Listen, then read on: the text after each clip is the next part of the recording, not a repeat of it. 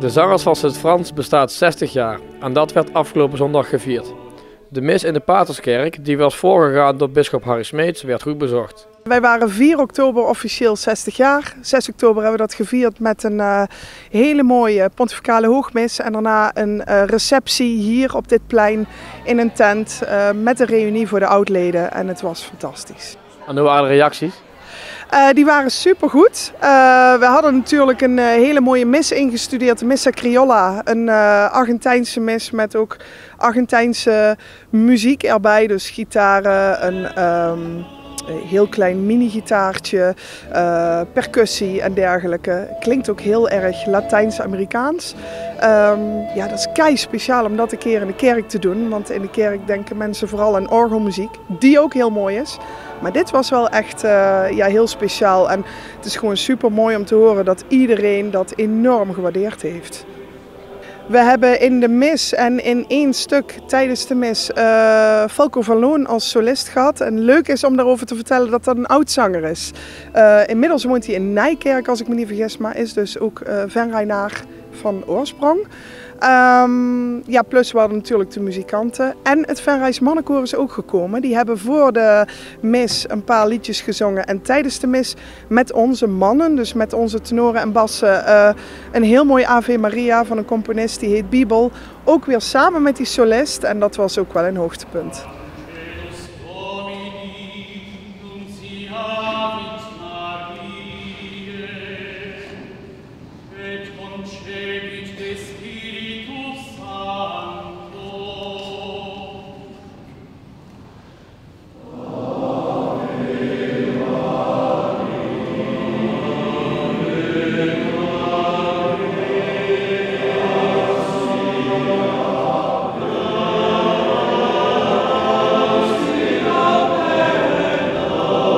En qua weer zat het een beetje tegen, toch? Ja, het was behoorlijk verregend, dus we waren ook wel heel erg blij met die tent die we hier hadden staan. En ja, het heeft de pret uiteindelijk helemaal niet gedrukt, want we hebben een prachtige mis gehad. En daarna, weliswaar door de regen hier naartoe, maar ja, dan sta je hoog en droog onder de heater, lekker een drankje en een hapje erbij. En dan is het helemaal prima.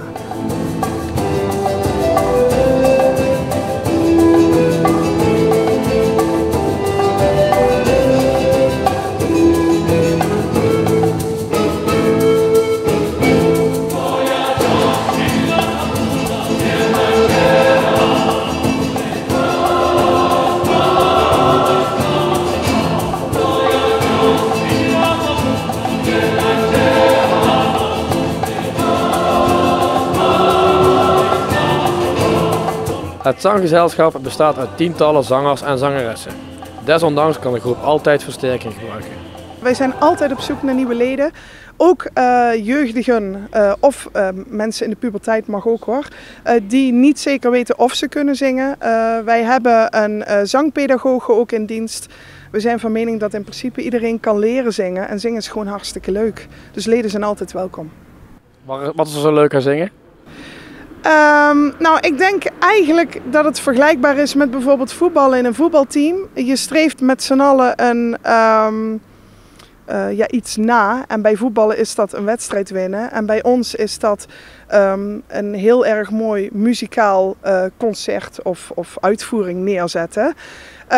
En zingen verbindt mensen, zeggen ze wel eens. Hè? Dus als jij iets heel mooi vindt en je voelt dat je buurman of buurvrouw dat ook heel mooi vindt, dan voel je je verbonden met iemand. En wij zijn zo een hele verbonden groep met elkaar. En ja, dat is heerlijk om deel van uit te mogen maken. Met het koor maakt officieel van dit jubileum nog, ik zal net even te rekenen, een bisschop heeft normaal gesproken op zijn zetel te blijven tot hij 75 is. Ik word volgend jaar bij Leven en Welzijn, dus voor leven 60.